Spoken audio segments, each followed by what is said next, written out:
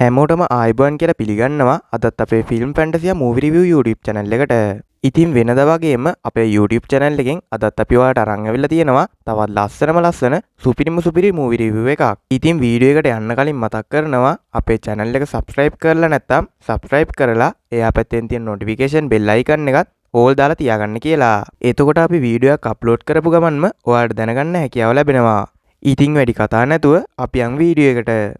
අද අපි ඔයාලට ගෙනාව මූවි එක ගැන කතා කරනවා නම් මූවි එකේ නම තමයි 2017 දී රිලීස් වුණ හෙලෝ කියන මූවි එක. මේ මූවි එක මේ වෙනකොට IMDb රේට් එක 7.3ක වගේ ඉහළ රේට් එකක් ලබා ගැනීමටත් සමත් වෙලා තියෙනවා. ඉතින් වීඩියෝ එකත් එක්ක දිගටම රැඳිලා ඉන්න හෙලෝ කියන මූවි එකේ ඉස්සරහට මොකද වෙන්නේ කියලා බලන්න. ඉතින් කතාව පැත්තට හැරුණොත් එහෙම මේ ඉන්නේ අවිනාෂ්. අවිනාෂ් ජීවත් වෙන්නේ හයිඩ්‍රබාද් වල. ඉතින් අවිනාෂ් හැමදාම උදේට මේ තියෙන පාක් එක ළඟට ඇවිල්ලා එයාට පොඩි කාලේ මග ඇරුණේ යාළුවෙක් එනකම් මග බලන් ඉන්නවා. ඔන්න අදත් වෙනද වගේම අවිනාෂ් මෙතනට ඇවිල්ලා ඉද්දි අවිනාෂ්ට උබර් ඩ්‍රයිවර් කෙනෙක්ගෙන් කෝල් එකක් එනවා. ඉතින් ඩ්‍රයිවර්ට නම්බර් එක වැරදිලා තමයි අවිනාෂ්ට කෝල් එක අරන් තියෙන්නේ. අවිනාෂ් ඩ්‍රයිවර් එක කතා කර ඉද්දි අවිනාෂ්ට ඇහෙනවා අහලා පුරුදු වයලින් වාදන සද්දයක්. ඒ වාදනය ඇහුණ ගමන්ම අවිනාෂ් ඩ්‍රයිවර්ගෙන් අහනවා ඒක වාදනය කරන්නේ කවුද කියලා. ඉතින් ඩ්‍රයිවර් කියනවා ලස්සන තරුණ ගෑනු ළමෙක් ඒක ප්ලේ කරන ගමන් ඉන්නේ කියලා. මේකට අවිනාෂ්ට ගොඩක් සතුටු හිතෙනවා. මොකද ඒ වයලින් එකෙන් ගාන සින්දුව තමා අවිනාෂ් පොඩි කාලෙදී අවිනාෂ්ගේ යාළුවා වෙනුවෙන් හදපු සින්දුව. ඉතින් මෙතනදී ඩ්‍රයිවර් ඉන්නේ කොහෙද කියලා අවිනාෂ් ඩ්‍රයිවර්ගෙන් අහද්දිම හොරෙක් ඇවිල්ලා අවිනාෂ්ගේ ෆෝන් එක අරගෙන දුවනවා. මෙතනදී අවිනාෂ් මේ හොරා පස්සෙන් දුවන්න ගන්නවා. ඉතින් හොරා පස්සෙන් පන්නද්දි මෙයාලා දෙන ට්‍රේන් එකක් ඇතුලේ නවතිනවා. ඉතින් මෙතනදී අවිනාෂ් එයා ගාව තිබුණ සල්ලි ඔක්කොම අර හොරාට දීලා කියනවා අවිනාෂ්ට ෆෝන් එක එපා ෆෝන් එකට අන්තිමට ආපු නම්බර එක විතරක් අවිනාෂ්ට කියන්න කියලා. ඒත් මෙතනදී හොරා නම්බර එකේ භාගයක් කියද්දිම හොරා ආපහු ට්‍රේන් එකෙන් බෑලා දුවන්න ගන්නවා. ඉතින් අවිනාෂ් එක දිගටම හොරාගේ පස්සෙන් පන්නනවා. එක තැනකදී අවිනාෂ් හොරාව අල්ලගන්න යද්දිම අවිනාෂ්ගේ අතින් හොරාගේ ෂර්ට් එක ඉරෙනවා. ඉතින් මෙතනදී අවිනාෂ් දකිනවා හොරාගේ ඇඟේ කැපුම් පාරක් තියෙනවා කියලා. මෙතනදී අවිනාෂ්ට මතක් වෙනවා මේ හොරාව අවිනාෂ් පොඩි කාලේ අඳුරන කෙනෙක් කියලා. ඉතින් ඊට පස්සේ කොහොම හරි අවිනාෂ් හොරා පස්සෙන් පන්නලා මේ හොරාව අල්ල ගන්නවා. ඉතින් මෙතනදී අවිනාෂ් දැනගන්නවා හොරා ළඟ එයාගේ ෆෝන් එක නැහැ කියලා. ඉතින් ඊට පස්සේ අවිනාෂ් හොරාගෙන් අහනවා අවිනාෂ්ගේ ෆෝන් එක කොහෙද කියලා. මෙතනදී හොරා කියනවා ෆෝන් හොරකම් කරන තැනදීම හොරකම් කරන බඩු එතනදීම වෙන කෙනෙක් එක්ක මාරු කරනවා කියලා.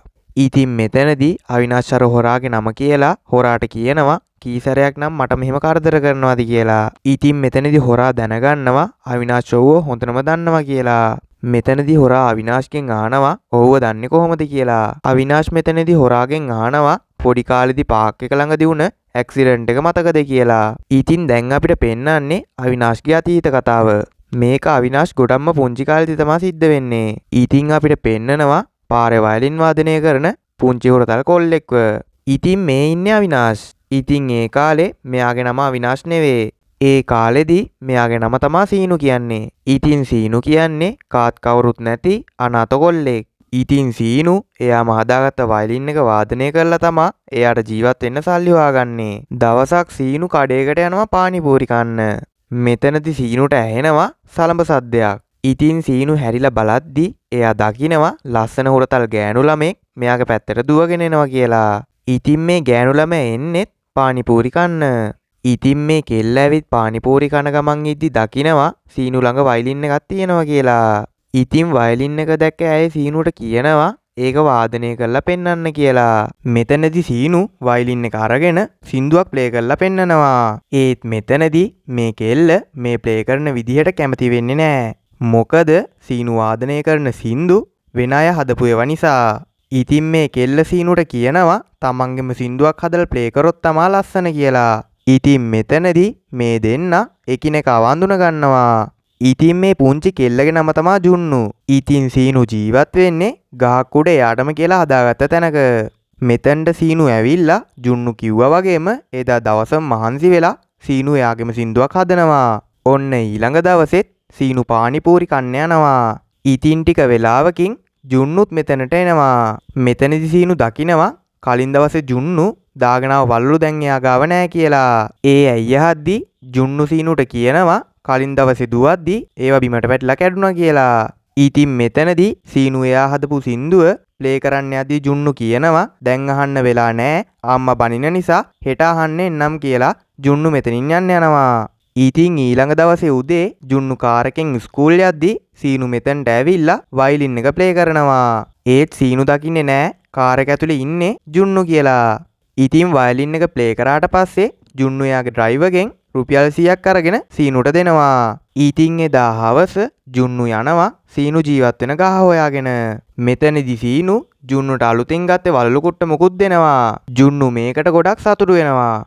ඉතින් මෙතනදි ජුන්නු සීනුට කියනවා ජුන්නු ශාස්ත්‍ර කියන්න දන්නවා කියලා.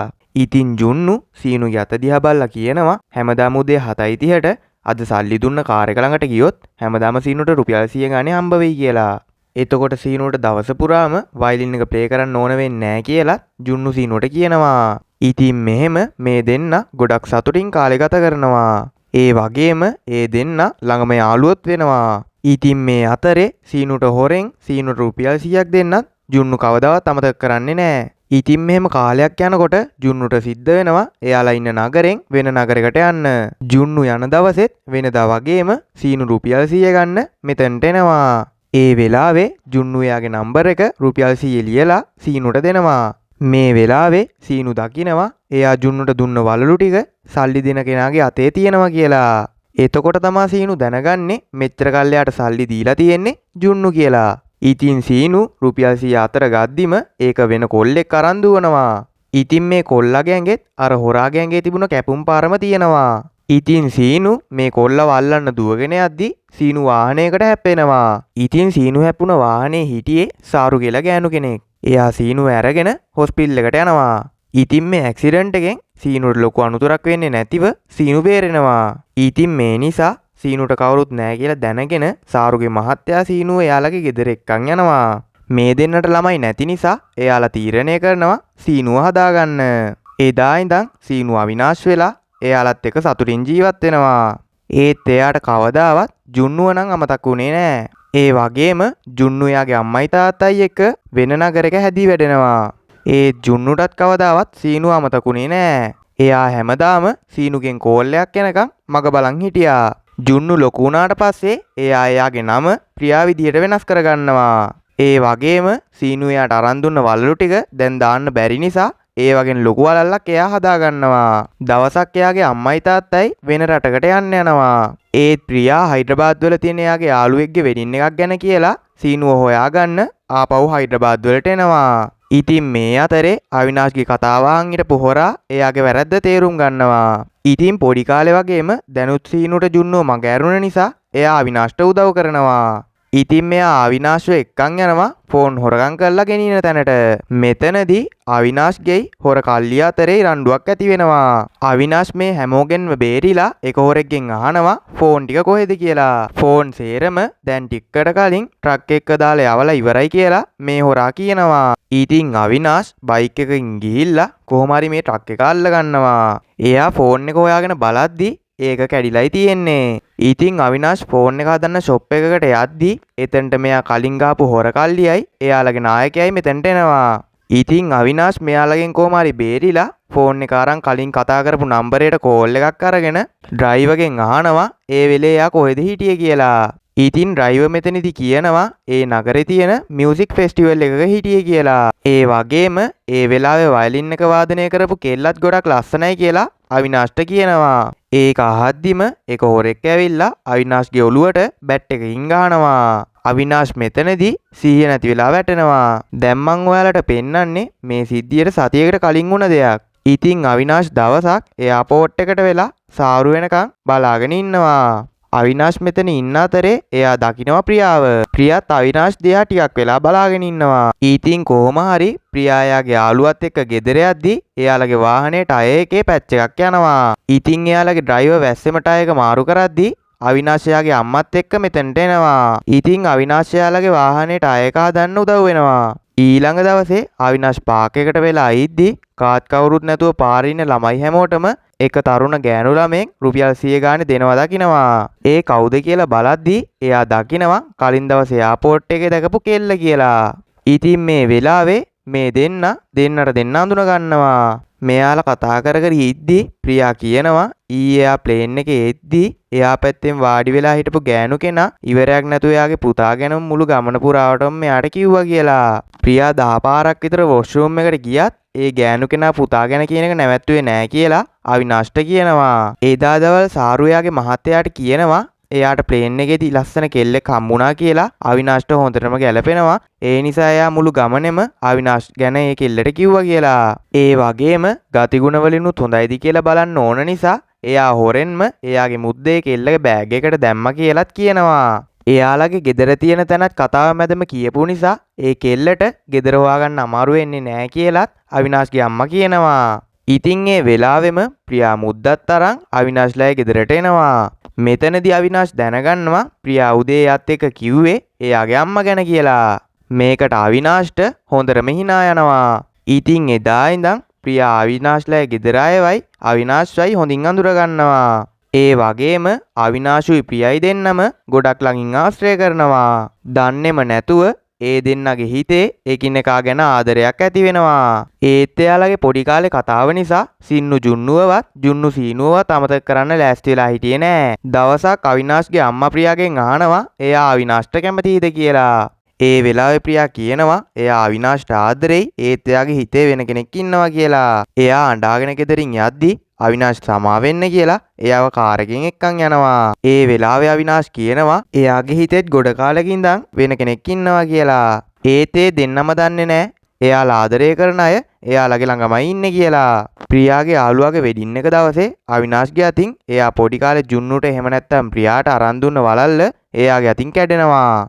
මේක නිසා ප්‍රියාට අවිනාෂ් ගැන තරහක් වගේම ලොකු දුකක් ඇති වෙනවා. ඉතින් මේ ටික තමා අවිනාෂ්ට සිහිය නැති වෙන්න කලින් සිද්ධ වුණ දේවල්. ඉතින් අවිනාෂ්ට සිහියේදී එයාගේ අත් දෙකේ කකුල් දෙක ගැට ගහලා කියලා අවිනාෂ් දකිනවා. වටපිට හැරිලා බලද්දි අවිනාෂ් දකිනවා කලින් එයා රණ්ඩුන හොර කල්ලිය එයා වෙතෙන්ට එක්කන් ඇවිල්ලා කියලා. අවිනාෂ් ඒ වෙලාවෙත් එයාලත් එක්ක රණ්ඩු වෙලා කොහොම හරි එතනින් පැන ගන්නවා. ඉතින් අවිනාෂ් කෙලින්ම එන්නේ ඒ නගරේ තිබුණ මියුසික් ෆෙස්ටිවල් එකට. මෙතනදී අවිනාෂ්ට ප්‍රියාව හම්බ වෙනවා. අවිනාෂ් එයාගේ අතින් වුණ වැරද්දට සමාව ඉල්ලලා ප්‍රියාගේ අතට වෙන රතු පාට වරල්ලක් දාලා එයා මෙතනින් යන්න යනවා.